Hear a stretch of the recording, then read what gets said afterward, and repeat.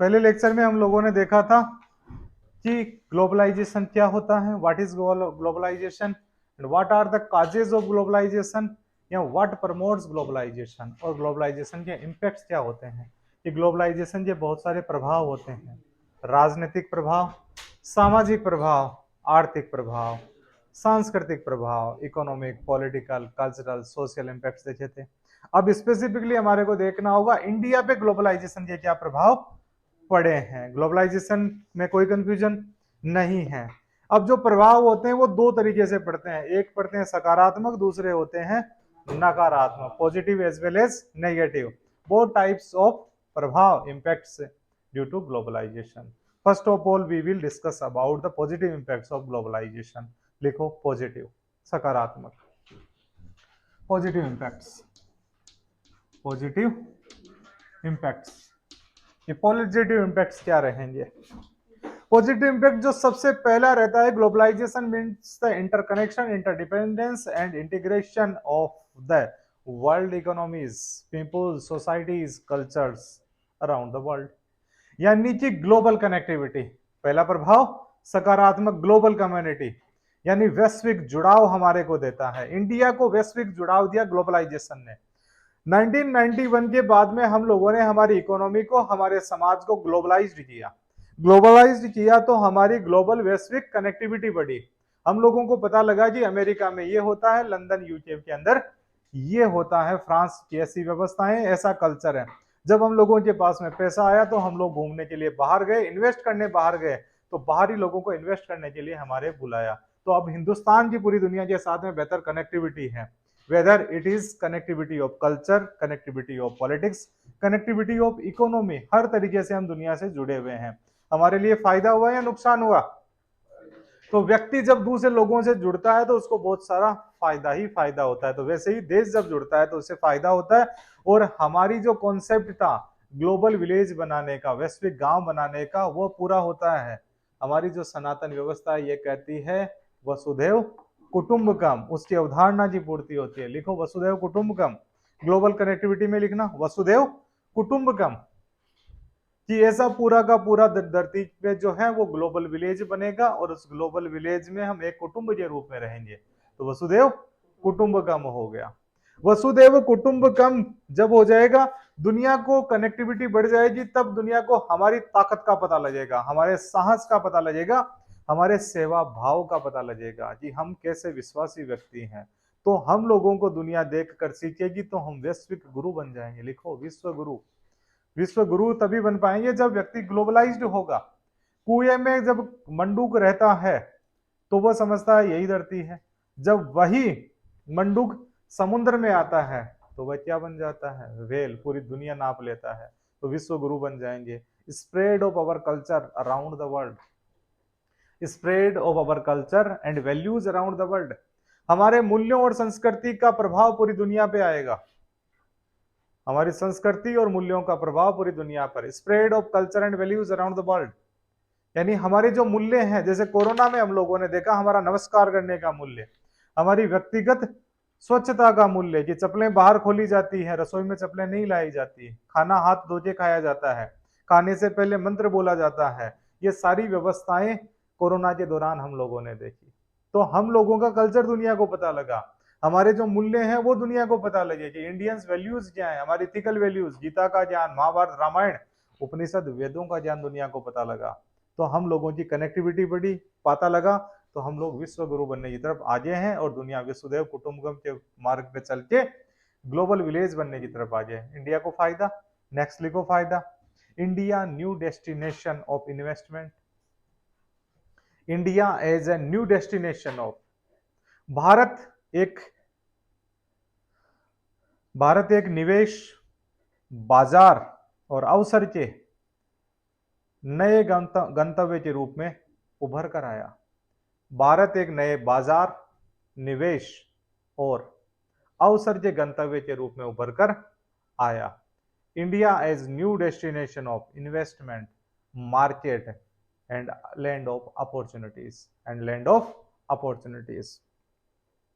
जब ग्लोबलाइजेशन हुआ तो दुनिया को पता लगा कि ऐसा एक भारत देश है, उस भारत देश के अंदर इतना बड़ा बाजार है कि दुनिया की हर चीज को वहां पे खपाया जा सकता है। तो नया बाजार उभर के सामने आया, तो दुनिया की नजरें इंडिया की तरफ आई। अब इंडिया की तरफ पूरी दुनिया की नजरें हैं, क्योंकि हम दुनिया में कोई भी चीज बनेगी उसकी खपत हम बेहतर तरीके से करते हैं। तो जब बाजार बनता है तो यहाँ पे निवेश भी आता है। दुनिया में सबसे ज्यादा एफडीआई आया था कोरोना काल में इंडिया के अंदर, यानी इंडिया में एफडीआई आने लग गया, foreign direct investment, foreign institutional investment, FII. हमारा जो शेयर मार्केट है एकदम से ऊपर की तरफ बढ़ा, हमारे यहाँ पे खूब सारा इन्वेस्टमेंट आया। कारण क्या है? ग्लोबलाइजेशन। हम लोगों ने अपने बाजार दुनिया के लिए खोल दिए कि इंडिया में आओ, इन्वेस्ट करो, खुद भी कमाओ, हमारे को भी कमाने दो। मेक इन इंडिया की तरफ इंडिया तब बढ़ेगा जब यहाँ पे इन्वेस्टमेंट होगा। इन्वेस्टमेंट होगा तो बेहतर इंफ्रास्ट्रक्चर बनेगा, बेहतर लोगों को सुविधाएं मिलेगी। तो नया बाजार बना, नया निवेश गंतव्य बना, लैंड ऑफ अपॉर्चुनिटीज है। जैसे पहले कहा जाता था US dreams, US is a land of opportunities, अब कहा जाने लगा है कि India is a land of opportunities. तो भारत में आओ तो सब पैसा कमाएंगे, यहाँ पे सब मिलके बांट के पैसा बनाएंगे, और साथ में यहाँ की संस्कृति भी सीखेंगे और वैल्यूज के साथ में, एथिक्स के साथ में पैसा बनाया जाएगा। किसी प्रकार के एनवायरमेंट का डिग्रेडेशन नहीं किया जाएगा, लेबर लॉज को फॉलो किया जाएगा। ये इंडिया बना ग्लोबलाइज के कारण। ये कारण रहा लिबरलाइजेशन, प्राइवेटाइजेशन। एरो लगा दिया, सामने लिखो, उदारीकरण और निजीकरण, लिबरलाइजेशन एंड प्राइवेटाइजेशन, ये सब पॉसिबल हो पाया, उदारीकरण और लिबरलाइजेशन।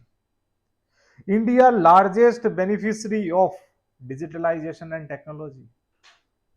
भारत डिजिटलीकरण व तकनीक का सबसे लाभान्वित राज्य बना। भारत डिजिटलीकरण व तकनीकी का सबसे लाभान्वित राज्य बना। हमारा जो डिजिटल पेमेंट सिस्टम है, उतना विकसित डिजिटल पेमेंट सिस्टम दुनिया में कहीं और नहीं है। हर व्यक्ति हमारे यहाँ पे डिजिटल पेमेंट जानता है। इंडिया में लगभग 80 करोड़ लोगों के पास में मोबाइल है, जिनमें से 60 करोड़ लोगों के आसपास में डिजिटल मोबाइल है, यानी उनके पास में स्मार्टफोन्स है। ज्यादातर हमारा जो ट्रांजेक्शन्स है डिजिटली किया जाता है। तो दुनिया में एडवांस डिजिटल टेक्निक्स है हमारी भीम है, फोन पे, पेटीएम, सब एडवांस तरीके से काम करते हैं। जो भी हमारा national payment corporation of India है, एनसीपीआई, एनपीसीआई, वो बेहतर तरीके से काम कर रहा है। ये पॉसिबल कैसे हो पाया? जब हम लोगों ने टेक्निक सीखी दुनिया की, तो हम डिजिटल इंडिया बन गए हैं। इंडिया में लगभग हर व्यक्ति के पास में सोशल मीडिया अकाउंट है, हर व्यक्ति के पास में डिजिटल अकाउंट है। तो इंडिया को फायदा मिला इसका, तो पॉजिटिव इंपैक्ट हुआ। नेक्स्ट लिखो फिर, India becoming soft power. Bharat एक वैश्विक शक्ति बन रहा है अपने सॉफ्ट पावर के कारण। भारत एक वैश्विक शक्ति बन रहा है अपने सॉफ्ट पावर के कारण। दो प्रकार की पावर होती है व्यक्ति के पास में या राज्य के पास में। एक होती है hard power, hard power. Bharat पे दुनिया का कोई भी देश अटैक नहीं कर सकता, कारण we have nuclear power. Nuclear हम लोग पावर्ड है, तो हमारे पे ऐसे ही कोई चलता हुआ यार अटैक कर दिया, ऐसे नहीं कर सकता, क्योंकि सबको पता है कि इंडिया ने न्यूक्लियर बम छोड़ दिया तो पूरी दुनिया खत्म हो जाएगी, यानी वो देश तो खत्म हो जाएगा। तुम तो हमारे को मारोगे, हम भी तुम्हें मार देंगे। यह हार्ड पावर है। ब्रह्मोस मिसाइल हार्ड पावर जी, बच के रहना रे बाबा। अग्नि मिसाइल है, बच के रहना। Howitzer guns hard power. Indian army hard power. Indian navy hard power. Indian air force pin point निशाना लगाते हैं, पिन रख दो धरती पे, इंडियन एयरफोर्स के पायलट उस पिन पे भी निशाना लगा देंगे। हार्ड पावर है। इंडियन वेसल्स, हमारे जो वार कैरियर, एयरक्राफ्ट कैरियर्स, हमारी हार्ड पावर है। तो इंडिया की तरफ देखने से पहले 25 बार सोचना होता है किसी भी दुश्मन देश को। तो इंडिया का कोई दुश्मन है ही नहीं है, कोई नहीं है। कारण क्या है? हम लोग हार्ड पावर होता है। फिर इंडिया कहता है कि हम दिलों पे राज करते हैं, दिमाग में तो बसते हैं हार्ड पावर से। इंडिया की बेसिक जो फिलोसफी है वो दिलों पे राज करने की, और जो दिलों पे राज करने की संस्कृति होती है उसे कहा जाता है soft power. Soft power. India में जब कोई भी व्यक्ति आता है तो उसे कहा जाता है पधारो मारे देश, केसरिया बालम आओ नी पधारो मारे देश। हम उस व्यक्ति के सामने इतना ज्यादा दुख जाते हैं तो उसे लगता है कि हम ही देव हैं, अतिथि देवो भव की भावना है। ये हमारा सॉफ्ट पावर है। हर कोई इंडिया में घूमने आना चाहता है। एक हॉलीवुड की मूवी है ईट लव एंड प्रे, यानी अगर आपको भोजन खाना है धरती पे तो इटली जाइए, अगर प्रे करना है तो इंडिया आइए, और प्रे करना है इंडिया आइए, और लव करना है तो इंडोनेशिया जाइए। देखिए मूवी, चलो देखना है, फेमस मूवी है ईट लव एंड प्रे, हॉलीवुड की। जब भी स्टीव जॉब से कोई भी परेशानी आती, वो इंडिया की तरफ देखते। एक बार मार्क जुकरबर्ग को भी इन्होंने कहा कि आप भी आइए और उत्तराखंड के एक बाबा जी हैं उनके पास में जाइए। तो हम लोग प्रेयर का डेस्टिनेशन है। एक मूवी है curious case of Benjamin button, उसके अंदर दिखाया गया है कि जो ब्रेड पीट होते हैं वो इंडिया आते हैं। देखिए मूवीज ये देखना, ये मूवीज जैसे बहुत खास मूवीज हैं। तो ज्यादातर हमारा सॉफ्ट पावर है, तो हमारा योगासन सॉफ्ट पावर, योग को पूरी दुनिया देखती है। यूनाइटेड नेशन ऑर्गेनाइजेशन ने 21 जून को वर्ल्ड योगा डे बना दिया। इवन सऊदी अरबिया में योग को स्पोर्ट्स का दर्जा मिला हुआ है। ये हमारा सॉफ्ट पावर है। हमारी मूवीज, शाहरुख खान जब अपने हाथ फैलाते हैं तो पूरा अमेरिका झूमता है, और जब रजनीकांत सिगरेट पीते हैं घुमाइए तो जापान झूमता है, और आमिर खान दंगल करते हैं तो चाइना झूमता है। हमारी साउथ इंडियन मूवीज है वो अमेरिका में काफी चल रही है। हमारी बॉलीवुड मूवीज का अलग ही माहौल चलता है। कनाडा में, यूएसए के अंदर पंजाबी गाने टॉप पे चलते हैं। सिद्धू मूसेवाला का वर्ल्ड टॉप 5 के अंदर गाने रहे थे। ये हमारा सॉफ्ट पावर है जी, पंजाबी सॉन्ग सॉफ्ट पावर। हमारा बॉलीवुड टॉलीवुड भी हो गया, कॉलीवुड भी हो गया, हमारा रॉलीवुड भी हो गया, ये सब हमारे क्या है, सॉफ्ट पावर है। हमारा दीपावली, हमारा होली, ये सॉफ्ट पावर है। होली खेली जाती है अमेरिका में, इवांका ट्रम्प के द्वारा दीपावली मनाया जाना सॉफ्ट पावर है हमारा। लिटरेचर हमारा सॉफ्ट पावर है कि अगर आपको एडवांस टेक्निक सीखनी है सुश्रुत संहिता की तरफ देखिए, आपको एडवांस टेक्निक सीखनी है तो चरक संहिता की तरफ देखिए, वेदों की तरफ देखो, वेदों की ओर लौटो। हमारा साहित्य गीता की तरफ देखो।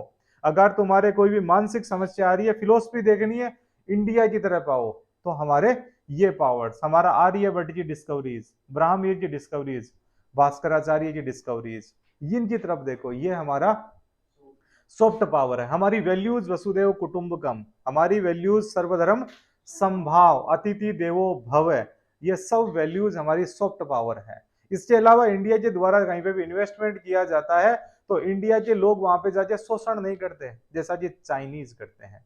चाइनीज जब कहीं पे इन्वेस्टमेंट करते हैं तो वो अपना लेबर भी खुद ही लेके जाते हैं, इन्वेस्टमेंट भी खुद ही लेके जाते हैं, और वहां पे अपने ही चलाते हैं। इंडियंस जहां पे भी जाते हैं पैसा लगा के आते हैं और रोजगार उन लोगों को दे देते हैं कि आप अपना रोजगार आगे बढ़ाओ। जब दुनिया के अंदर कोरोना आता है तो दुनिया ने अपने रास्ते बंद कर लिए थे, और इंडिया ने अपने हेलीकॉप्टर, हवाई जहाज दुनिया की मदद के लिए भेजे थे। प्रोग्राम वैक्सीन मैत्री, पूरी दुनिया के अंदर वैक्सीन लगवाने के लिए हम लोगों ने भेज दिया था। कई देशों को कहा था कि आप फ्री में वैक्सीन लगा लो, बस बीमारी को खत्म करो। ये हमारा सॉफ्ट पावर है।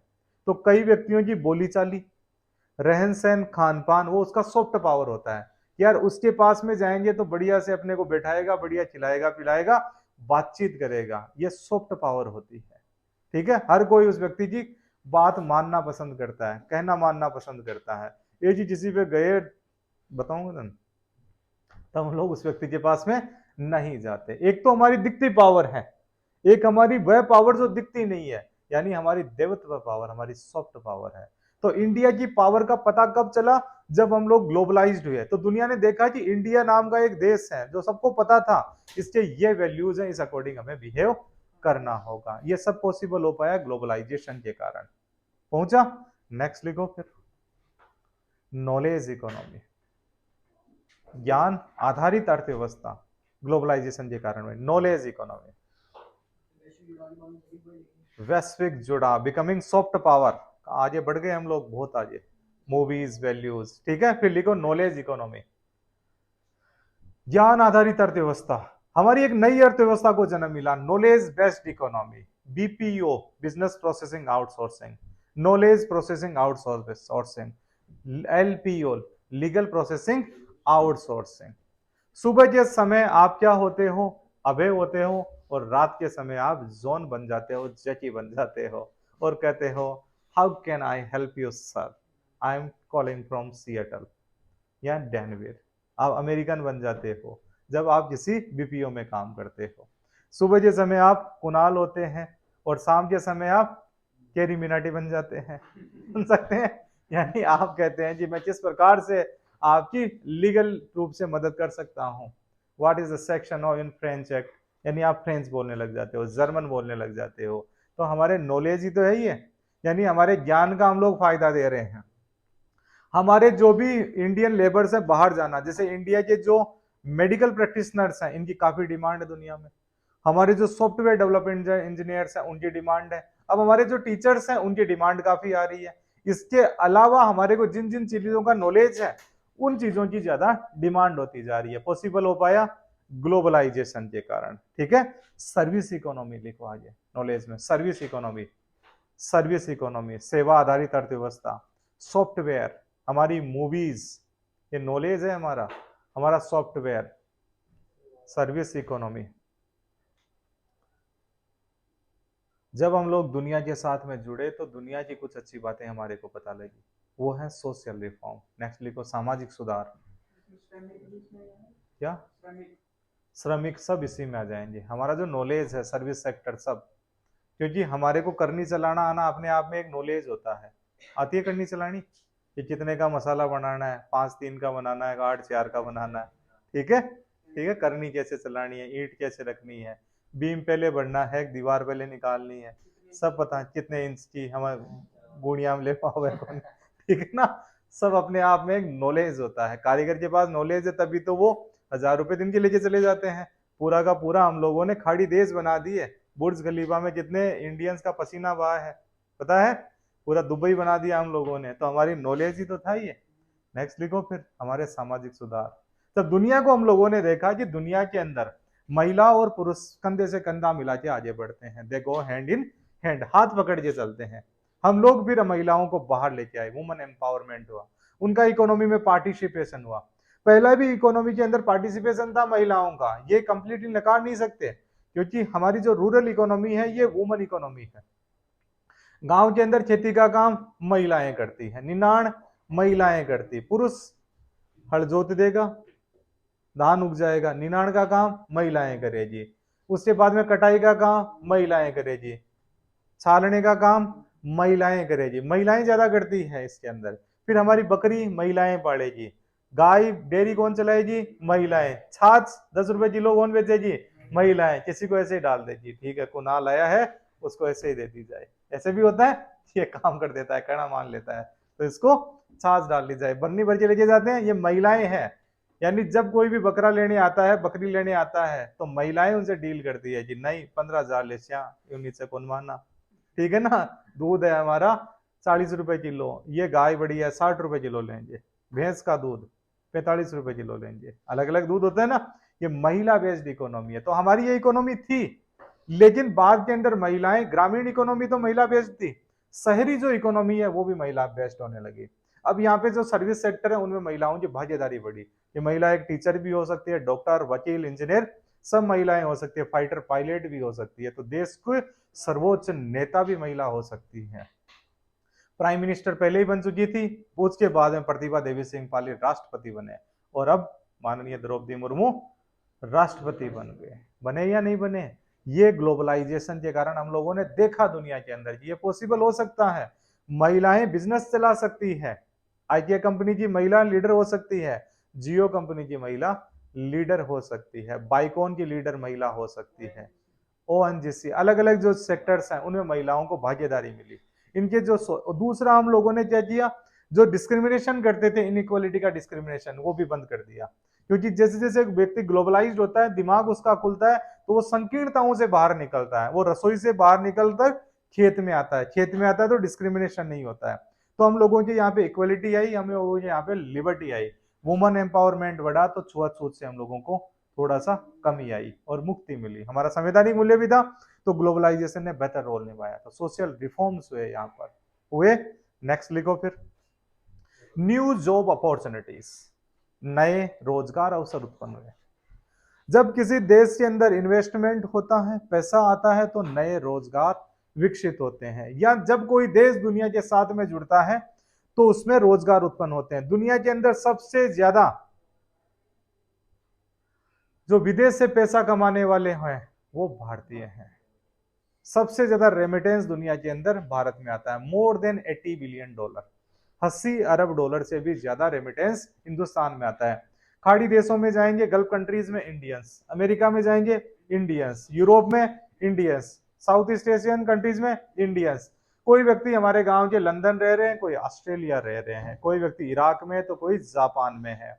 एक साथ में उनका खाता आता है, एक बैंक के अंदर पैसा आता है डॉलर में, किसी दिनार में, किसी पौंड के अंदर, तो वो रेमिटेंस होता है। हिंदुस्तान में खूब सारा पैसा आता है, वो रेमिटेंस के जो डॉलर, दिनार, पौंड, यूरो, येन, स्टर्लिंग, वो सारे चले जाते हैं रिजर्व बैंक में। रिजर्व बैंक उनको कन्वर्ट करके पैसा दे देता है और उनके घर वाले पैसे लेके आते हैं कि बेटो तनख्वाह भेजी है जापान को, और तनख्वाह भी मिलती है ज्यादा वहां पे, ठीक है ना। ज्यादा तनख्वाह मिलती है तो हमारा घर पे मकान बन जाते हैं, हमारे समृद्धि आती है। तो ये सबसे ज्यादा पैसा कमाते हैं हम लोग भारतीय दुनिया में। सेकंड नंबर पे कमाते हैं चाइनीज, फिर कमाते हैं मैक्सिकन्स, फिर कमाते हैं बांग्लादेशी। एक सीरीज है जो हम लोग इकोनॉमी में देखेंगे। एक पॉइंट तो याद हो गया यहाँ पे, रेमिटेंस कौन कमाता है दुनिया में सबसे ज्यादा? इंडियंस कमाते हैं। तो रोजगार मिला इंडियंस को, इंडियंस के लिए रोजगार ही रोजगार है। अगर आप घोड़ा चलाना बेहतर तरीके से जानते हो, घोड़े की नाल ठोकना जानते हो, उनके सूम काटना जानते हो, राइडिंग बेहतर जानते हो, बढ़िया से मालिश करना जानते हो, तो आपके पास में जॉब अपॉर्चुनिटीज है मोर देन 1 लाख। 1 लाख रुपए तो मिनिमम है आपकी, और खूब सारी अपॉर्चुनिटीज है। आप में कौशल होना चाहिए। हम लोग ग्लोबलाइज्ड हुए तो हमारे को ये अपॉर्चुनिटीज मिली। विदेश से इन्वेस्टमेंट आया, एफडीआई आई, तो हम लोगों को अपॉर्चुनिटीज मिली। अगर कोई इन्वेस्टमेंट करेगा हिंदुस्तान में, अगर मान लो एप्पल के द्वारा कर्नाटका में इन्वेस्टमेंट किया जाता है, मर्सिडीज के द्वारा उत्तर प्रदेश में इन्वेस्टमेंट किया जाता है, तो मजदूर रहेंगे इंडियंस। मारुति सुजुकी के द्वारा मानेसर में इन्वेस्टमेंट किया जाता है, तो मजदूर रहेंगे इंडियंस, कर्मचारी रहेंगे इंडियंस। रोजगार मिला या नहीं मिला? ग्लोबल कनेक्टिविटी आती है तो यूट्यूब आएगा, फेसबुक आएगा, फिर हम कंटेंट क्रिएटर भी बनेंगे। जब कंटेंट क्रिएटर होता है तो आपके पास में रोजगार ही रोजगार है। अनलिमिटेड जॉब अपॉर्चुनिटीज है हमारे पास में। हम ग्लोबलाइज्ड वर्ल्ड है। अपना कंटेंट बनाओ, वो कंटेंट आपका कहीं पे भी देखा जा सकता है, किसी भी रूप में देखा जा सकता है। रहेगा या नहीं रहेगा? तो हम लोगों के पास में अपॉर्चुनिटीज क्यों आई है? ये बनाओ अमेरिकन के लिए कंटेंट, बनाओ इंडियंस के लिए कंटेंट, जापानीज के लिए बनाओ, पूरी दुनिया खुली है। आज ये व्यक्ति, कोई भी ये व्यक्ति नहीं कह सकता है कि मैं बेरोजगार हूं। बेरोजगार आप उसी स्थिति में हो जिस स्थिति के अंदर आप में कौशल नहीं है। जिस व्यक्ति के अंदर स्किल है उस व्यक्ति के पास में रोजगार है। हम लोगों को स्किल डेवलप करने की जरूरत है। सबसे ज्यादा कंटेंट हम लोग देखते हैं, सबसे कम कंटेंट हम बनाते हैं। कंटेंट बनाओ तो रोजगार ही रोजगार, यानी अपने को आ सकती है, स्किल्स है। स्किलफुल व्यक्ति के लिए रोजगार की कमी नहीं है। जर्मनी के अंदर लोग बूढ़े हो रहे हैं तो हम सर्विस सेक्टर में वहां पे जा सकते हैं। जापान में लोग बूढ़े हो रहे हैं तो हम केयरिंग के अंदर हम लोग जा सकते हैं। तो हम टीचर्स नहीं है वहां पे, मेडिकल स्टाफ नहीं है, मजदूर नहीं है वहां पे, सर्विस सेक्टर, ट्रक के ड्राइवर, और सब काम बड़े होते हैं, कोई काम छोटा नहीं होता। हम लोगों के पास में सॉफ्टवेयर बनाने के काम हो सकते हैं। तो दुनिया से जुड़ते हैं तो इतनी सारी जॉब अपॉर्चुनिटीज हमारे पास में होती है। फायदा हुआ इंडिया को, हर लोगों को रोजगार मिला। फिर लिखो ग्लोबल कम्युनिकेशन, वैश्विक संचार बढ़ा। ग्लोबल कम्युनिकेशन, हम लोगों ने अपने देश की सीमाएं पूरी दुनिया के लिए खोल दी, तो फ्लाइट कहीं से भी कहीं पे जा सकती है। बसें हमारी अलग अलग देशों में जाने शुरू हो गई, ट्रेन से भी हम लोग अलग अलग देशों में जाते हैं, फ्लाइट से जाते हैं, कम्युनिकेशन हो रहा है हमारा दुनिया के साथ में। ये सब ग्लोबलाइजेशन। कम्युनिकेशन के फायदे क्या होते हैं? इकोनॉमी बढ़ती है, इसके साथ में दुनिया की पॉलिटी हमारे को पता लगती है, दुनिया के मुद्दे हमारे को पता लगते हैं। क्लाइमेट चेंज, ग्लोबल वार्मिंग क्या है, क्यों हो रही है, कितना हमारा रोल है, किस रोल के द्वारा हम लोग इसको कम कर सकते हैं। ये ग्लोबल कम्युनिकेशन के कारण पॉसिबल हो पाता है। नेक्स्ट पॉइंट होता है अर्बेनाइजेशन, शहरीकरण। ग्लोबलाइजेशन आता है तो शहरों की तरफ लोग जाते हैं, शहरों की तरफ जाते हैं तो शहरों में बढ़ोतरी होती है। जयपुर आज से हम लोग 20 साल पहले देखें, 40 साल पहले देखें, जिस जगह पे हम लोग पढ़ाई कर रहे थे, यहाँ पे टिबे हुआ करते थे मोटे मोटे। आज यहाँ पे समतल जमीन है, स्काई स्क्रीपर्स बनने की तरफ आगे बढ़ रहे हैं। जयपुर फैलता जा रहा है। दिल्ली इतनी ज्यादा फैल गई है कि हमारे को दिल्ली के सेंटर तक जाने तक घंटा भर लग जाता है। बॉम्बे कब शुरू होता है और कब खत्म होता है हमारे को समझ में नहीं आता, लगातार बढ़ता जा रहा है। यानी शहरीकरण को बढ़ावा मिलता है ग्लोबलाइजेशन के कारण। शहरों की तरफ लोग आते हैं कि वहां पे अपॉर्चुनिटीज ज्यादा है, तो हम लोग गांवों से आए हुए हैं ज्यादातर सारे लोग, और आगे शहरों में। जब हम लोगों ने दुनिया को देखा तो फिर हम लोग कहते हैं कर लो दुनिया मुट्ठी में, यानी हमारे हाथ में होनी चाहिए। वैसे हमारी मुट्ठी में ही है दुनिया, क्योंकि हमारे हाथ में मोबाइल है, मोबाइल है तो दुनिया मुट्ठी के अंदर है, पूरी दुनिया से जुड़े हुए। तो ये अर्बेनाइजेशन को बढ़ावा देता है। और urbanisation is a place of new opportunities. लिखो इसमें आगे, नए अवसरों का स्थान। शहर होते हैं, वहां पे खूब सारे अवसर होते हैं। अगर आप बीमार हुए तो हॉस्पिटल का अवसर है, आप बिरला हॉस्पिटल में जाओ, फोर्टिस में जाओ, ईएससीसी के अंदर चले जाओ, या एसएमएस में चले जाओ, किसी भी हॉस्पिटल में हमारे जाने के चांसेस तेज होते हैं। कोई बीमार हुआ, उसके लिए विद इन 1 या 1.5 मिनट की दूरी पे उसको जो ये हेल्थ फैसिलिटीज है, एजुकेशन फैसिलिटीज। हमारे गांव में यूनिवर्सिटी नहीं है, कॉलेज नहीं है, पढ़ने के लिए शहर आना पड़ा, बड़ी यूनिवर्सिटी में पढ़ने के लिए बड़े शहर जाना पड़ा। अपॉर्चुनिटीज है यहाँ पे, कपड़े खरीदने हैं तो जीटीबी है तो डब्ल्यूटीबी भी है, फोन खरीदना है तो हर प्रकार का है, जैसे राइसर प्लाजा भी है, जयपुर इलेक्ट्रॉनिक्स मार्केट भी है, तो डब्ल्यूटीबी भी है। यानी कि अलग अलग अपने पास में अपॉर्चुनिटीज है। जैसी जिसको अपॉर्चुनिटी चाहिए, जैसी जिसको सर्विस चाहिए, जैसी जिसको वस्तु चाहिए, सारी वस्तुएं हमारे को शहरों में मिलती है। मिलेगी। हम लोग घूमने भी जा सकते हैं कि शाम को हमारे को फाउंटेन देखना है तो जमाट सर्किल चले गए, स्पाइस मेके का प्रोग्राम देखना है तो सेंट्रल पार्क चले गए, या कोई प्रोग्राम देखना है कल्चर से जवाहर कला के अंदर, रविंद्र रंगमंच चले गए, मूवी देखनी है तो सिनेपोलिस में, मिराज सिनेमा में चले गए, ठीक है ना। और मिराज गांव में और शहर दोनों में मिलती है, आजकल आने लग गई है धारीवाल। लेकिन मिराज सिनेमा कहां पर है? जयपुर में। तो अर्बेनाइजेशन आपके लिए खूब सारी फैसिलिटीज लेके आता है आपको। जैसे हम लोग जब गांव में होते हैं, सुबह जल्दी उठते हैं, लेकिन रात हमारे 7 बजे ही हमारा खाना बन जाता है, 8 बजे तक हम लोग रजाई में होते हैं और हम सो जाते हैं। जयपुर में हम लोग 12 बजे तक हमारे को पता ही नहीं लगता है कि हम लोग सोए हैं या नहीं सोए। एक चीज नोटिस करना, दिन बड़ा हो जाता है बहुत सारा, और अपने पास में टाइम और नहीं होता। जब हम गांव में होते हैं, हमारे पास में टाइम ही टाइम होता है जी, I have lot of time, तुम आओ, तुम भी मिल लो, तुम भी आओ, तुम भी मिल लो, इतना ज्यादा हमारे पास टाइम होता है। शहर में टाइम नहीं है। सुबह हम लोग 6 बजे आते हैं, रात को 12 बजे तक जाते हैं सो जाते हैं, वापस सुबह 6 बजे आ जाते हैं, उठना पड़ता है 5 बजे।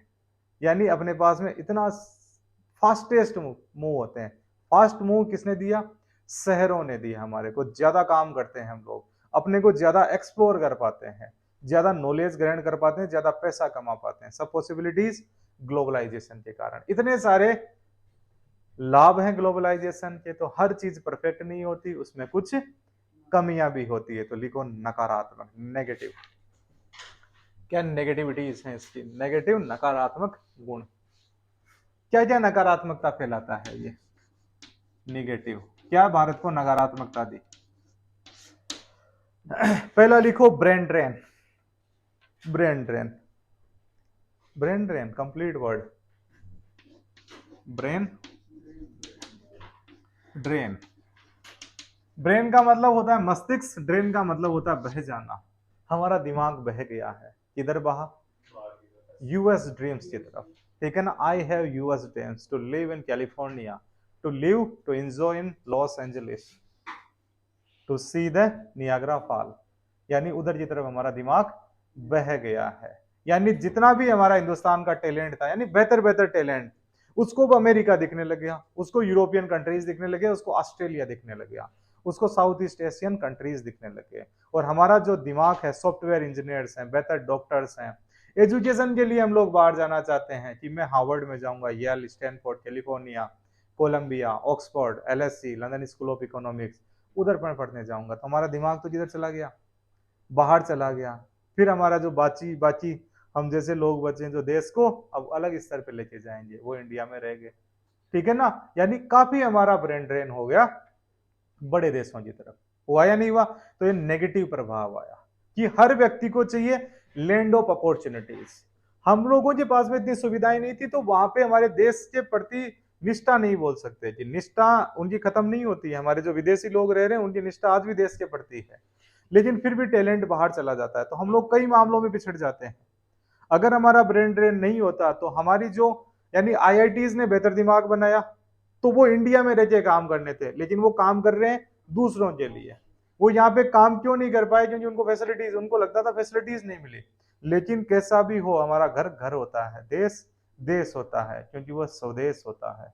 और स्वदेश जिसके मन में होता है, उसको बाहर मन नहीं लगता, वो अपने देश में आता है और मोटर से बिजली बना देता है, पानी से, और अपने देश को डेवलप कर देता है। कौन सी मूवी? स्वदेश मूवी, तो ब्रेन ही तो है जो बाहर चला गया। तो ये किसके कारण पॉसिबल हो पाया? ग्लोबलाइजेशन के कारण। नहीं तो पता ही नहीं था अमेरिका भी कोई है क्या, था या नहीं था, जाने ही नहीं देते हमारे को। तो ये ब्रेन ड्रेन एक नेगेटिव कारण हुआ। नेक्स्ट लिखो, पेंडेमिक्स। Pandemics, pandemics. कोई व्यक्ति था जिसने रात को चमगादड़ देखी और उसे सपने में आया कि मैं अगले दिन चमगादड़ का सूप पीऊंगा। वो व्यक्ति है चाइना का। चमगादड़ का उसने सूप पिया। कहा जाता है कि कोई व्यक्ति वायरस भी बना रहे थे। अब जो भी हुआ था वो राम जी जाने, ठीक है। लेकिन उन्होंने एक बीमारी को जन्म दिया जिस बीमारी को कहा गया कोविड-19, जो कोरोना वायरस से शुरू हुई। बीमारी शुरू होती है चाइना के वुहान शहर में और वहां से फैलती फैलती पूरी दुनिया में फैल गई। तो इंडिया को कोरोना जिसने दिया? ग्लोबलाइजेशन ने। कोई व्यक्ति फ्लाइट में बैठ के आया था, कोई मेडिकल स्टूडेंट थी, वो चाइना में पढ़ा करती थी, चाइना से हिंदुस्तान केरला में आती है और उसमें डिटेक्ट हो जाता है कोरोना। कोई इटालियन ट्रेवलर्स है जो राजस्थान घूमने आए हुए हैं और राजस्थान को कोरोना दे जाते हैं। वो मंडावा में घूम के आए, फिर जयपुर के अंदर उनको भर्ती कराया गया और वो रात को सड़कों पे दौड़ रहे थे। कहानी है 3 मार्च सन 2020 की। 26/6 को हमने बात की थी, 16 से हम लोगों को पता लग गया और 24 को लॉकडाउन लग गया। किसने दिया? ग्लोबलाइजेशन ने।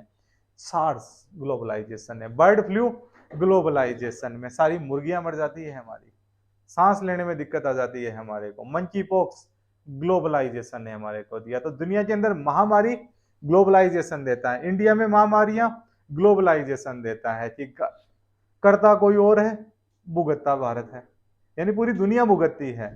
तो ये पेंडेमिक्स भी ग्लोबलाइजेशन की देन है। नेक्स्ट लिखो, डिग्रेडेशन ऑफ मोरल वैल्यूज। नैतिक मूल्यों का ह्रास। Degradation of moral values. Moral values, नैतिक मूल्यों का ह्रास। नैतिक मूल्यों का ह्रास। किसी व्यक्ति ने देखा कि प्लेबॉय नाम की एक मैगजीन होती है जिसमें न्यूड फोटोग्राफी इमेजेस बनाए जाते हैं। तो उस व्यक्ति की, एक व्यक्ति है हिंदुस्तान में, रणवीर सिंह उनका नाम है, उनके मन में भी ख्याल आता है और वो भी वैसे चित्र बनवा लेते हैं। बाद में लोगों ने उनके कपड़े डोनेट किए कि भैया के पास कपड़े नहीं होंगे तो इन्हें किसी न किसी रूप में कपड़े दे दिए जाएं। ग्लोबलाइजेशन लेके आए हमारे यहाँ पे। नेरो जी, we have our happy family, यानी हमारा छोटा परिवार। हम दो, हमारे दो। हमारे दादा दादी, व्हाट इज दादा दादी? आई डोंट नो दादा दादी, ठीक है ना। अतिथि तुम कब जाओगे, हम लोग भूल गए अतिथि तुम कब आओगे। दोनों में डिफरेंस हो गया, यानी हमारे फैमिली वैल्यूज कम हो गए। हम लोगों ने नग्नता की तरफ, इंद्रिय सुखों की तरफ ज्यादा भागने लगे।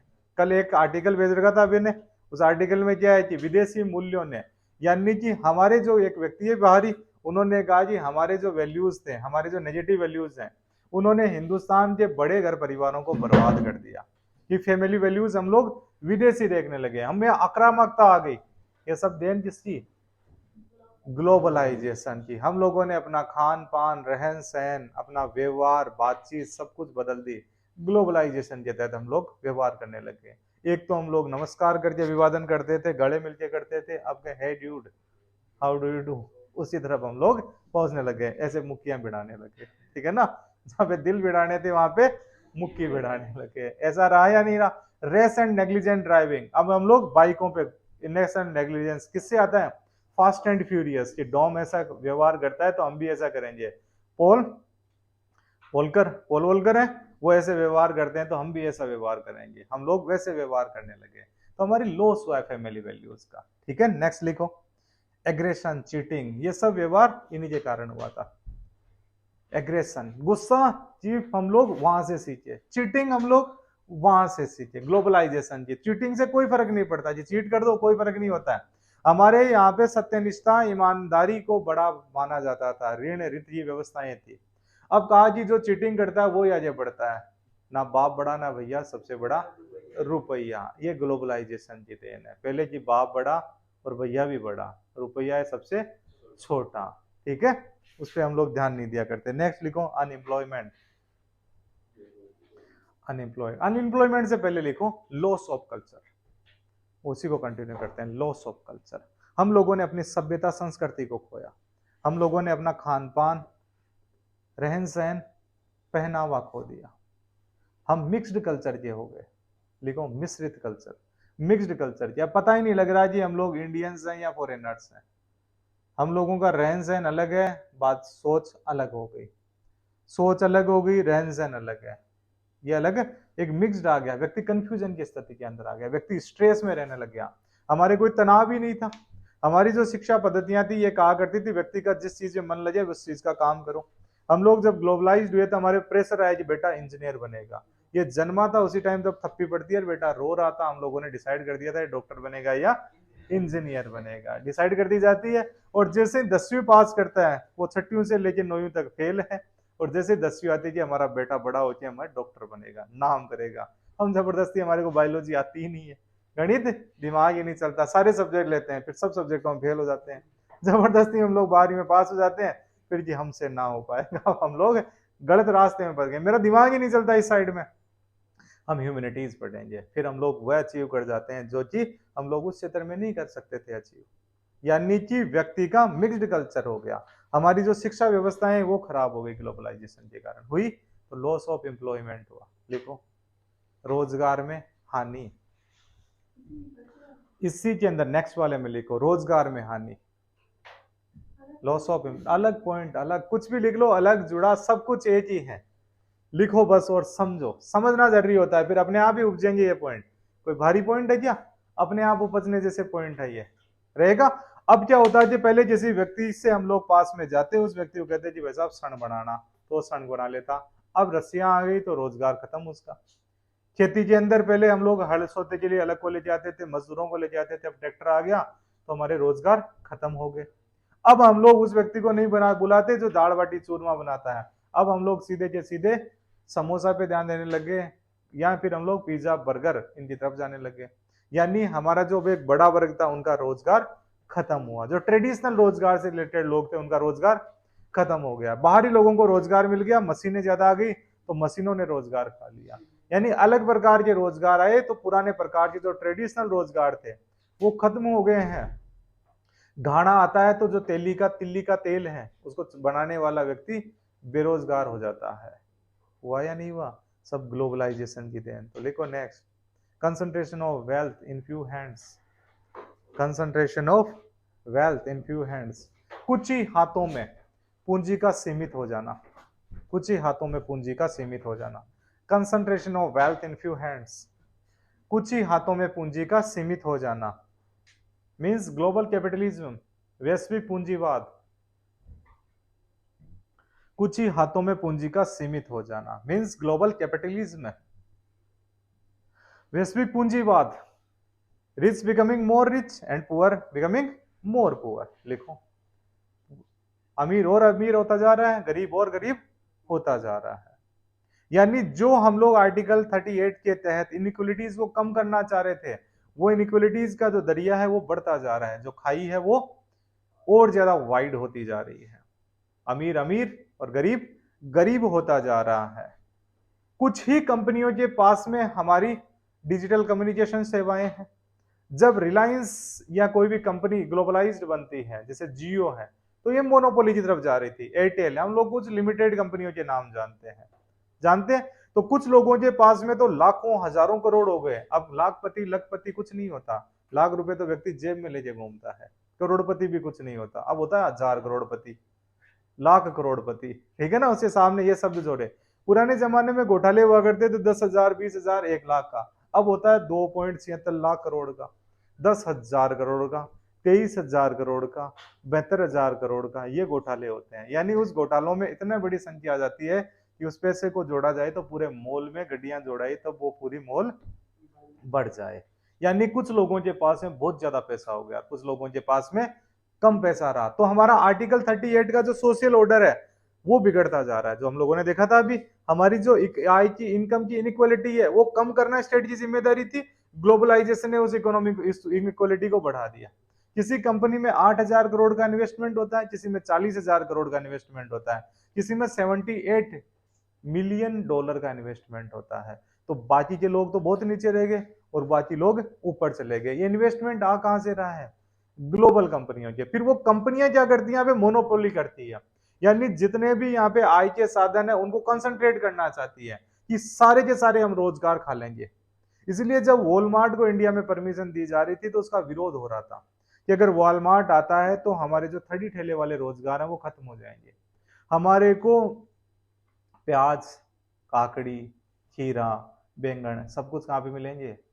वॉलमार्ट में मिल जाएंगे। टोकरी लेनी है वॉलमार्ट में मिल जाएगी, साबुन लेनी है वॉलमार्ट में मिल जाएगी। तो फिर वो सब्जी वाला जो थड़ी लगा के घूम रहा है गलियों के अंदर, उसका रोजगार खत्म हो जाएगा। कुंभकार का रोजगार खत्म हो जाएगा। जो बाहर लेके कुल्हड़ियां लेके बैठे हैं वो रोजगार खत्म हो जाएगा। कुछ ही लोगों के पास में रोजगार रहेगा। अब मॉल आता है तो जो छोटी दुकानों वाले काम थे वो खत्म हो गए। फ्लिपकार्ट, मिंत्रा, अमेजोन जब आते हैं तो जो दुकान लेके बैठे हैं लोग, उनके रोजगार खत्म होते हैं। वो कहते हैं कि इस बार तो दिवाली मनेगी नहीं, इसलिए एक एड आता है जब भी दिवाली आती है, महीने भर बाद आई दिवाली तो एड वापिस चालू कि बेटा हमारी भी दिवाली बन जाए। फिर एक बच्चा होता है वो दिए खरीद के लेके आता है। ये दिखाता है ग्लोबलाइजेशन की व्यथा। यानी एक व्यक्ति कमाएगा खूब सारा, दूसरे व्यक्ति के पास में त्योहार मनाने के लिए भी पैसा नहीं होगा। कारण ग्लोबलाइजेशन। नेक्स्ट लिखो, लॉस ऑफ इंडिजीनियस इंडस्ट्रीज। यही बात थी, ये समझ लिया हम लोगों ने। लॉस ऑफ इंडिजीनियस इंडस्ट्रीज, घरेलू उद्योग धंधों का हास। घरेलू उद्योग धंधों का हास, चरखा खत्म हो गया, पावरलूम, हैंडलूम आ गए। हमारी जो कला थी, हम पहले स्वेटर बनाया करते थे। हमारी मम्मी, हमारे जो स्कूल में मैडम पढ़ाया करती थी, उनका काम था स्वेटर बुनना। हुआ करता था, मम्मी जब भी खाली होती स्वेटर बुनती। हमारे घर के अंदर वो स्वेटरें बुनी जाती थी। आजकल किसी ने देखा स्वेटर बुनते हुए किसी को? यानी जो रुई ऊन का क्या गिंडा बोलता करते थे, है ना, गिंडा आता ही नहीं। हम लोग सीधे जाएंगे स्वेटर ले आएंगे। हम लोग अली बाबा पे जाएंगे, चाइना से स्वेटर मंगा लेंगे कि देखो कितनी बेहतरीन स्वेटर है। अमेजोन पे जाएंगे, अलग अलग स्वेटर मंगा लेंगे, 200-250 रुपए में स्वेटर आ जाती है। तो हमारे जो इंडिजीनियस उद्योग धंधे थे वो खत्म हुए। अब जो चटाई बनाई जाती है वो बुनकर नहीं बनाता, पावर लूम बनाता है। अब कालीन भैया चटाइयां नहीं बनाते, अब कौन बनाता है? मशीनें चटाइयां बना देती है। इंडिजीनियस उद्योग धंधे खत्म हो गए हैं हमारे। अब हमारे दिए भी कहां से आ रहे थे? चाइना से। त्योहार इंडियन है, विरोध चाइना का कर रहे थे, दिया चाइना से आ रहा था, मोमबत्ती चाइना से आ रही थी, पटाखे भी बाहर जाने लगे थे। यानी हर वह चीज जो हमारे त्योहार में, गणेश जी चाइना से आ रहे थे, लक्ष्मी जी का पाना भी चाइना से आने लग गया था। यानी हर चीज बाहर से आ रही थी। तो हमारे जो कुंभकार दिए बना रहा था उसने बंद कर दिए दिए। अब गांवों के अंदर बिरले ही दिए मिलते हैं अपने को। वापिस पिछले 1-2 सालों से ट्रेंड आया है कि हमारे जो इंडिजीनियस उद्योग धंधे उनको बढ़ावा दिया जाए। तो ये जो हमारे इंडिजीनियस उद्योग धंधे होते हैं उनको खत्म कर देता है ग्लोबलाइजेशन। हम उसकी तरफ देखते ही नहीं, नहीं देखते। अब हम लोग कपड़े नहीं सिलते हैं। पहले घरों के अंदर महिलाएं खुद के कपड़े खुद ही सिला करती थी। दोपहरी में मशीन लेके बैठ जाते, कपड़े सिल लेते हैं, गोटा लगा लेते, बनाया जाता था। अब सीधा का सीधा मॉल में जाएंगे, क्वालिटी देखेंगे और कपड़ा लेके आ जाएंगे। यानी हमारे उद्योग धंधे क्या हो गए? खत्म हो गए, चौपट होते हैं। किसके कारण? ग्लोबलाइजेशन के कारण। नेक्स्ट लिखो, तो अब चौपट होगा तो व्यक्ति आएगा तनाव में, गुस्से में। लिखो, stress, aggression, violence, rash, negligence, crime. भरी हुआ आसान कर देते हैं। पहला लिखो स्ट्रेस, तनाव। दूसरा लिखो एग्रेशन, क्रोध, उग्रता, क्रोध। फिर वॉयलेंस, हिंसा। नेग्लिजेंस, लापरवाही, लापरवाह हो गए हैं। ग्लोबलाइजेशन लापरवाही को, क्योंकि व्यक्ति इसको न्यू ट्रेंड समझता है कि मैं कूल हूं, है ड्यूड। यानी लापरवाही हूं मतलब मैं कूल हूं। कूलनेस इक्वल टू लापरवाही हो गई। कूल मतलब होता है एक चीज को ध्यान से देखने वाला, जी एकदम ठंड से सब कुछ जाने, वो कूल होता है। हम पेप्सी पी के कूल नहीं होते, हम लस्सी पी के कूल होते हैं। ठीक है, देखो नेग्लिजेंस और अपराध बढ़ता है। तो तनाव दिया, ये इतना पैसे वाला क्यों? ठीक है, इसके पास में जयपुर में मकान है, मैं तनाव में आ गया, कंपटीशन में तनाव में आ गया, मैं तो पीछे रह गया। ये तनाव होता है व्यक्ति के पास में, होता है या नहीं होता? तो व्यक्ति एक कंपटीशन की दुनिया के अंदर आ गया। गुस्सा आता है, फिर व्यक्ति को गुस्सा होता है तो वो वॉयलेंस करता है। वॉयलेंस कर देगा जिसपे? ठोकर लगी पहाड़ की, तोड़े घर की सिल्ला। यानी कि घर पे जाके वो सिला के ठोकर मारेगा। यानी डोमेस्टिक वॉयलेंस बढ़ता है, बच्चों पे क्राइम बढ़ जाते हैं। व्यक्ति क्राइम की तरफ जाता है कि येन केन प्रकरण हमारे को हर हाल में पैसे वाला बनता है। ना बाप बड़ा ना भैया, सबसे बड़ा रुपया। और रुपया कमाने का कोई भी तरीका नहीं होता, कोई नैतिकता नहीं होती, रुपया रुपया होता है, कैसे भी कमाया जाए, ठीक है ना। खुद पैसा खुदा नहीं, लेकिन खुदा से कम भी नहीं, ऐसी भावनाएं आती है। तो व्यक्ति के द्वारा हिस्ट किए जाते हैं, डाके डाले जाते हैं। इसीलिए हम लोग देखते हैं ग्लोबलाइजेशन का प्रभाव, जब मनी हिस्ट रिलीज होती है तो व्यक्तियों को छुट्टियां दी जाती है कि आपके द्वारा जो प्रोफेसर की मनी हिस्ट है वो देखो और उसे समझो। मिर्जापुर जब रिलीज होती है तो लोगों को छुट्टी दी जाती है कि रात को शुरू होना, सुबह तक खत्म कर देना। रामायण महाभारत के जमाने में छुट्टियां शाम को लोग इकट्ठा हुआ करते थे। अब हमारा क्रेज किसी तरफ गया, मनी हिस्ट की तरफ, कि कैसे डाला जाए डाका, तरीका होता है कैसे लूटा जाए बैंक, कैसे हम लोगों के द्वारा हथियार कट्टों का व्यापार किया जाए। मिर्जापुर में यही तो सिखाया जा रहा है, यानी वायलेंस वाली चीजें हमारे को पसंद आने लगी, तो व्यक्ति वायलेंस भी करता है। पबजी की तरफ हम लोग आकर्षित होते हैं, ब्लू वेल चैट हम लोग टास्क लेते हैं, ये देता है ग्लोबलाइजेशन। दिया, नेक्स्ट लिखो फिर। तो जब ये चीजें मिलती है तो व्यक्ति फिर जाता है धुआं धुआं, रूबी रूबी, इंटॉक्सिकेशन, इंटॉक्सिकेशन। ये भी दिया ग्लोबलाइजेशन, टॉक्सिकेशन। पुराने जमाने के अंदर हमारा जो नशा का तरीका होता, बीड़ी ले आते और जब बुजुर्ग बीड़ी फूंक लिया करते, फिर जो बाद में बचते तो उनकी बीड़ी वाली तो पीछे का डंडल बचता, वो पीछे अपना काम चला दिया करती थी। फिर थोड़ी बहुत सिगरेट का जमाना आया, छोटी सिगरेट आई, फिर आया कि 555 मालबोरो नाम से अलग अलग ब्रांड आते हैं, वो बड़ी सिगरेट, तो उसकी तरफ हम लोग बढ़े। थोड़ा सा ज्यादा नशा करने का, फिल्टर्ड नशा करने की इच्छा होती तो हम लोग अपना हुक्का जला लिया करते, चिलम जला लिया करते। ये कॉमन नशे के पर्याय थे हिंदुस्तान के अंदर, बीड़ी, सिगरेट, हुक्का, चिलम, जो कि शरीर को ज्यादा नुकसान नहीं पहुंचाते थे, नुकसान तो पहुंचाते हैं। फिर व्यक्ति ने कहा कि दीज आर नॉट कूल, ठीक है ना। अब चिलम पीनी है तो इनके द्वारा पी जाएगी गांजे की, इनके द्वारा पी जाएगी थोड़ा सा हसीस की, इनकी चिलम पी जाने। वो तो चिलम पिया करते थे, तंबाकू की चिलम। अब व्यक्ति जैसे फिल्मों के द्वारा देखता है कि कोई हिप्पी भी होते हैं, व्यक्ति हिप्पी की तरह, जैसे कि एक मूवी भी बने हरे रामा हरे कृष्णा, कि हिप्पी होते हैं, बाल बढ़ा लिए गए हैं, हाथ में ले लिया गिटार, और हम लोग कूल महसूस करते हैं कि मुझे दुनिया का पता ही नहीं है, दाढ़ी बढ़ा ली, बाल बढ़ा लिए और गिटार बजाया जा रहा है, चिलम फूकी जा रही है, सिगरेट का जो माल बाहर निकाला जाता है, नया भरा जाता है, पिया जा रहा है। ये बेसिकली ग्लोबलाइजेशन की देन है, और उसमें व्यक्ति कूल समझता है। वहां पे व्यक्ति अपने आप को जबरदस्ती लापरवाह शो करना चाहता है कि मुझे दुनिया से लेना देना नहीं है, मुझे रिलैक्स इसमें मिलता है।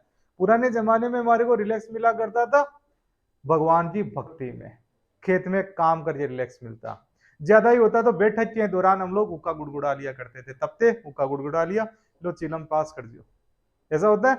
यहाँ पे व्यक्ति का व्यवहार बदला, तब फिर हाई लेवल के ड्रग्स पे पहुंचता है व्यक्ति, तो ड्रग्स की तरफ बढ़ा, हेरोइन की तरफ बढ़ा, सब देन किसकी, ग्लोबलाइजेशन की। क्या हम लोग चूना खाते थे पुराने जमाने में, तंबाकू में चूना खाते थे, बाद के अंदर एक पाउडर चूना आया ड्रग्स नाम से, उसको लेने लगे।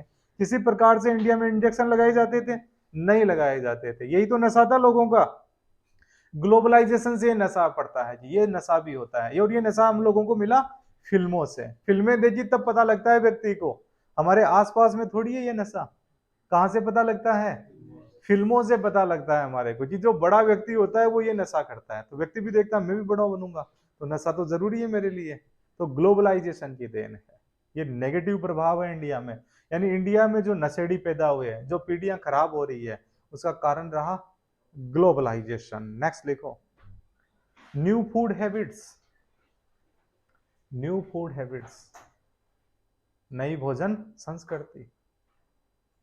अब जब हमारे घर पे खिचड़ा, दलिया, राबड़ी ये बना दी जाती है तो बच्चे के द्वारा नकार दी जाती है कि मम्मी क्या बनाया है ये, पता है आपको मुझे मैगी पसंद है, पता है मुझे मैक्रोनी पसंद है, चाउमीन पसंद है, ऑर्डर करो फटाफट जोमेटो स्विगी पे, तो व्यक्ति उनको ऑर्डर करने पहुंच जाता है, ऐसा रहता है। तो फूड हैबिट्स बदली। जब हम लोग कोई परीक्षा पास करते तो पार्टी दी जाती दाल बाटी चूरमे की, लस्सी पिला के लेके आऊं, कचौरी खिला के ले आता हूँ, समोसा खिला दूं। अब हम लोग सीधा पहुंचते हैं बर्गर खाने, पिज्जा खाने, मैकडोनाल्ड के अंदर थोड़ा सा फ्रेंच फ्राइज देना भैया, और साथ में कोक भी कर देना, कोला भी कर देना, लेते हैं। ये फूड हैबिट्स बदल गई। फूड हैबिट्स बदली तो दिक्कतें, लाइफ स्टाइल बदली हमारी, लिखो जीवन शैली। अब हमारी लाइफ स्टाइल बदल चुकी है, अलग तरीके से हम व्यवहार करने लगे, दोस्तों से मिलने का तरीका, व्यवहार का तरीका, जीवन जीने का तरीका बदल गया हमारा ग्लोबलाइजेशन के कारण, और नेगेटिव रूप में बदला है कई जगह पे। लीड्स टू ओबेसिटी, मोटापा ग्लोबलाइजेशन की चेन। पहले जो हमारा मोटापा हुआ करता था पहलवान का मोटापा था, पावड़ा चलाते कुआड़िया चलाते तो बॉडी सॉलिड रहा करती थी, घी खा लिया बाटी खा ली वो पच जाया करती थी खेत में, वो पच जाया करती थी लेबर के अंदर। अब हम लोगों का जो ये फास्ट फूड होता है ये ओबेसिटी को जन्म दे जाता है। ज्यादातर लोगों की जो बीएमआई चेक की जाती है उसके अंदर ओबेस कंडीशन में ही पाए जाते हैं। ठीक है, ओबेसिटी के बाद में हम लोग एक पर्टिकुलर जगह पे चले जाते हैं एक्सरसाइज करने के लिए, यानी जिम आया। तो जिम क्या करती है, आपको एक ट्रेंड वे के अंदर व्यवहार करवाती है। ऐसा ही तो रहता है। क्या लाइफ के अंदर दोनों बैलेंस होता है? नहीं होता। आपको पहाड़ चढ़ना है तो बैलेंस रहेगा पहाड़ कि नहीं, 5-5 किलो जो दोनों पत्थर हैं ऐसा बराबर रहेगा। ऐसे आपको उठना है तो एक पत्थर तो इधर रहेगा दूसरा साइड में रहेगा, बैलेंस वे में थोड़ी रहता है। तो इनबैलेंस लाइफ स्टाइल में इनबैलेंस तरीके से हम लोगों ने बॉडी बिल्ड बनाना स्टार्ट किया। हम लोगों का जो टेरेन होता है वो अनइवन होता है। जब आप मैदान में दौड़ते हो तो वहां पे बराबर टेरेन नहीं होता, लेकिन जब आप ट्रेडमिल पे दौड़ते हो तो बराबर टेरेन होता है। इसीलिए हम लोग जब जिम में एक्सरसाइज करते हैं तो जिम की एक्सरसाइज आपको इंटरनली रूप से फिट नहीं बनाती, बाहर से आपके अलग अलग बूमड़े जरूर निकाल देगी, अलग अलग हाँ भूखे निकाल देगी, एप्स निकाल देगी, लेकिन अंदर से आपको मजबूत नहीं बनाती। इसलिए हम लोग केस देखते हैं। सिद्धार्थ शुक्ला कौन है, अभी किससे आया हार्ट अटैक? फेमस कॉमेडियन है। कौन कौन? सेन वोन पहुंच गए, के अलग अलग लोग पहुंचे ना, राजकुमार हीरो थे। अब ये कॉमेडियन राजू श्रीवास्तव, ऐसे बहुत सारे केस देखे जाते थे। जैसे कि हम लोग अलग अलग देखते हैं कि यार ये यूथ ही था, इनकी एज थी 30-35 साल और ये जिम में एक्सरसाइज कर रहे थे, इनकी हार्ट अटैक आया, डेथ हो गई इनकी। क्योंकि जीवन के अंदर हमारा जो टेरेन है वो इक्वल नहीं है। तो हमारे जो तरीके थे हमारे एक्सरसाइज के, हम पहाड़ पे चढ़ना, स्विमिंग करना, उनसे हम लोग दूर हटे, जिम की तरफ ट्रेडिशनल अलग ट्रेडिशनल तरीके उठाया, दूसरी तरफ जाते हैं तो वो तरीके हमारे को इक्वलिटी नहीं देते हैं। तो हम लोगों की अलग अलग परेशानियां क्रिएट हो जाती है। डायबिटीज और लिख लो, ये डायबिटीज ही वेस्टर्नाइजेशन की देन है। पहले हमारे रोटियां बनती थी बाजरे की, गेहूं की नहीं बना करती थी, गेहूं तो पाउन आते तब बनती, जो की बन जाया करती थी, बेजड़ की रोटी बना करती थी। ग्लोबलाइजेशन ने कहा कि गेहूं खाओ, गेहूं इजी होता है, हम लोग फास्टनेस की तरफ गए। जब आप बाजरे की रोटी बनाते हो तो खूब सारा टाइम लगता है, और गेहूं की बनाते हो तो फटाफट बन गई, इतनी देर में तो बन जाती है रोटी। तो फास्ट फूड की तरफ हम लोग जा रहे हैं। तो गेहूं खाएंगे उसका ग्लाइसेमिक इंडेक्स ज्यादा होगा तो हमारे डायबिटीज होगी, ग्लूकोज लेवल बढ़ जाएगा ब्लड के अंदर, यानी जो इंसुलिन आ रहा है उसको ग्लाइकोगन में कन्वर्ट नहीं कर पाएगा तो ग्लूकोज का लेवल बढ़ना ब्लड के अंदर, वही क्या होता है, डायबिटीज। तो हमारी डायबिटीज मेलिटस भी बढ़ी, डायबिटीज इंसिपिडस भी बढ़ी, दोनों की दोनों डायबिटीज बढ़ गई क्योंकि हम लोगों के द्वारा लाइफ स्टाइल वो अपनाई जा रही है। ब्लड प्रेशर बढ़ गया, कोलेस्ट्रॉल बढ़ गया। हर व्यक्ति का लगभग कोलेस्ट्रॉल खराब की स्थिति में आता है, ज्यादातर का हम लोग चेक कराने जाते हैं, भाई साहब आपका तो कोलेस्ट्रॉल बढ़ा हुआ है, ये कारण ग्लोबलाइजेशन। नेक्स्ट लिखो फिर, अर्बेनाइजेशन, ये पॉजिटिव में लिखाया था। अर्बेनाइजेशन के कुछ नकारात्मक प्रभाव भी आते हैं। जब कोई व्यक्ति गांव से अर्बन की तरफ आता है और उसके पास में पर्याप्त पैसा नहीं होता तो बाहरी इलाकों में बसता है या झुग्गी झोपड़ियों में आता है। लिखो स्लम्स, झुग्गी झोपड़ियां, स्लम्स, स्लम, झुग्गी झोपड़ियां ग्लोबलाइजेशन की देन है। झुग्गी झोपड़ियों में रहने वाले लोग बड़े लोगों के काम करने जाते हैं, मजदूर का काम करते हैं, तो ये अर्बेनाइजेशन ग्लोबलाइजेशन के कारण हुआ। झुग्गी झोपड़ी है मतलब बीमारियां ज्यादा फैलेगी, बेसिक फैसिलिटीज नहीं दे पाते हम लोग, बेसिक सैनिटेशन नहीं रह पाता, ओवर बर्डन होता है शहरों पे, तो ओवर बर्डन माइग्रेशन होता है, व्यक्ति का जो जीवन शैली होती है वो खराब स्थिति में चली जाती है। एक व्यक्ति के जिसके पास में 5-10 बीघा जमीन है, खुले बाड़े में आराम से रह सकता है, वो 6x6 के एक चाल में रहता है। दुनिया की सबसे बड़ी स्लम धारावी बॉम्बे के अंदर, हर शहर होगा वहां पे स्लम होगी। रेलवे जहां पे स्टेशन होता है, हमारी एंट्री हर रेलवे स्टेशन के पास में स्लम से ही होती है। देखा है कभी? जिस किसी भी शहर में जाओगे आसपास में स्लम ही दिखाई देगी। तो ये सब ग्लोबलाइजेशन के कारण है। तो इतनी ही ये नकारात्मक चीजें थी। तो ये देखा हम लोगों ने impact of globalisation over India. Next paper के अंदर वो चीज देखेंगे। ओके।